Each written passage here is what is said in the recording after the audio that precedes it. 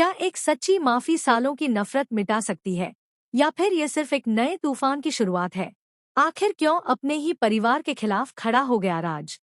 और कौन है जो हर रिश्ते को तोड़ने के लिए पर्दे के पीछे से खेल खेल रहा है? इस कहानी का हर पल आपको हैरान कर देगा, इसलिए आखिर तक बने रहिए। पूरा माहौल गम और तनाव से भरा हुआ था। हर किसी की निगाहें सिर्फ एक इंसान पर टिकी थी। राज धीरे धीरे आगे बढ़ता है। उसकी आंखों में पछतावा साफ दिखाई दे रहा होता है। वह अंकल और आंटी के सामने हाथ जोड़कर कहता है, अंकल, आंटी, मेरे पेरेंट्स ने जो कुछ भी किया, जो भी गलतियां हुई, उसके लिए मैं दिल से आप सबसे माफी मांगता हूँ। मुझे पता है कि उनकी वजह से आपको और आपके परिवार को बहुत दुख सहना पड़ा है। मैं उनकी तरफ से सिर झुकाकर आपसे माफी मांग रहा हूँ। Asterisk asterisk. लेकिन सामने खड़े लोग इतने आसानी से पिघलने वाले नहीं थे। गुस्से से भरी आवाज आती है। सॉरी तो वही इंसान बोलता है जिसे अपनी गलती का सच में अफसोस हो। तुम्हारे माता पिता ने हमारी फैमिली की जो बेइज्जती की है, उससे साफ पता चलता है कि उन्हें अपनी हरकतों पर जरा भी पछतावा नहीं है। ऐसे में तुम्हारी माफी से क्या बदल जाएगा? Asterisk asterisk. राज बिना बहस किए शांत स्वर में जवाब देता है, मैं आपकी हर बात समझता हूँ। मैं सिर्फ इतना वादा करता हूँ कि आज के बाद मेरी या मेरी फैमिली की वजह से आपको कभी कोई परेशानी नहीं होगी। अगर मुझसे कुछ बन पड़ा तो मैं हर गलती सुधारने की कोशिश करूंगा। Asterisk asterisk. इतने में नायरा भी आगे आती है।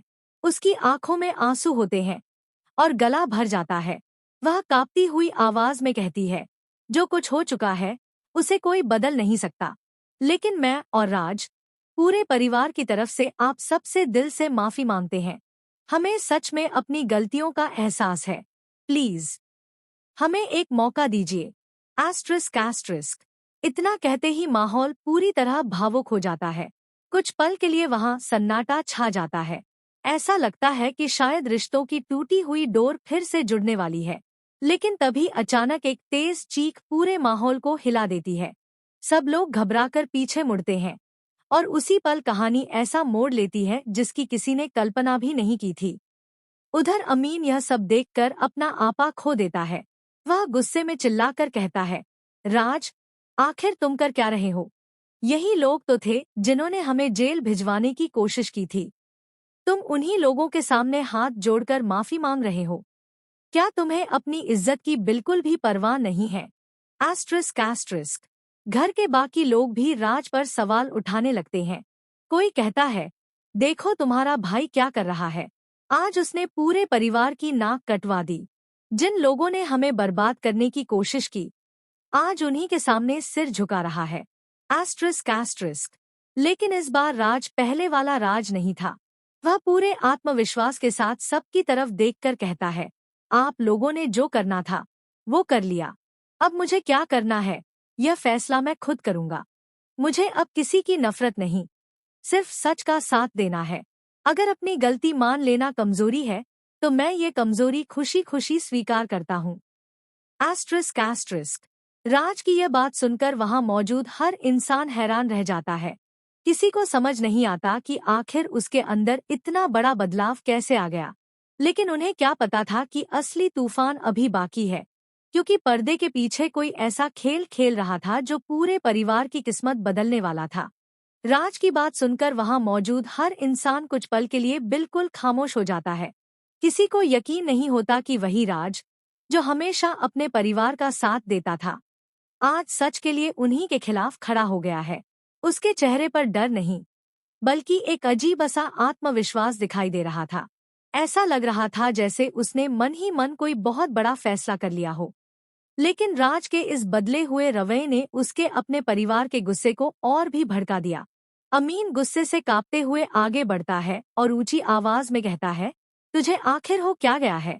क्या तू भूल गया कि इन्हीं लोगों की वजह से हम पर झूठे आरोप लगे थे? जेल जाने तक की नौबत आ गई थी और आज तू उन्हीं के सामने हाथ जोड़कर खड़ा है।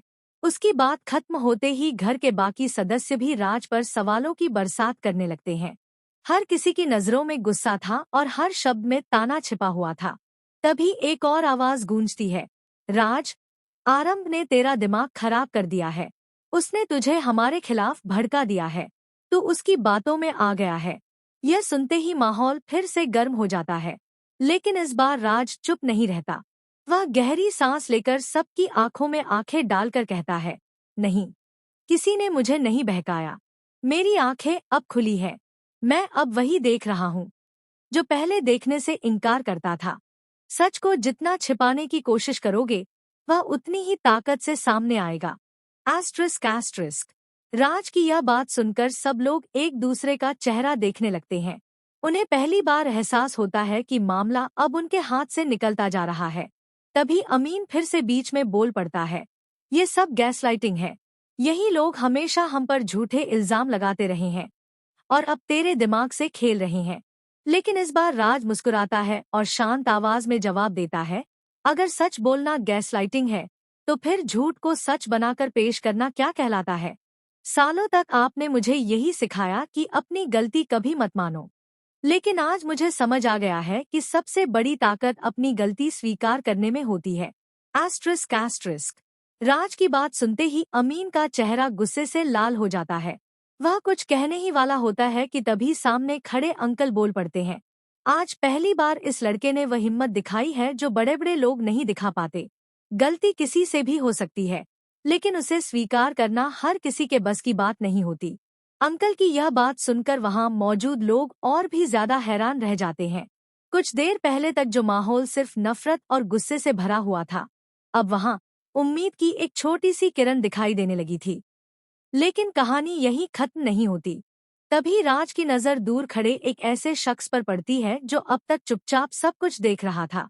उसके चेहरे पर हल्की सी मुस्कान थी, जैसे उसे पहले से पता हो कि आगे क्या होने वाला है।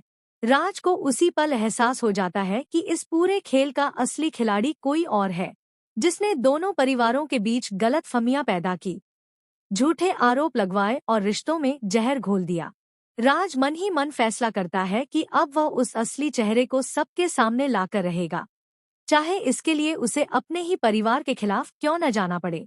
उधर अमीन और उसके साथियों को भी महसूस होने लगता है कि अगर सच बाहर आ गया, तो अब तक रचे गए सारे झूठ पल भर में बिखर जाएंगे। उनके चेहरों पर पहली बार डर साफ दिखाई देता है। वे राज को रोकने की कोशिश करते हैं, लेकिन अब बहुत देर हो चुकी थी। राज एक कदम आगे बढ़ाता है और दृढ़ आवाज में कहता है, आज तक मैं रिश्तों को बचाने के लिए चुप था, लेकिन अब सच को बचाने के लिए बोलूंगा, चाहे जो भी हो जाए।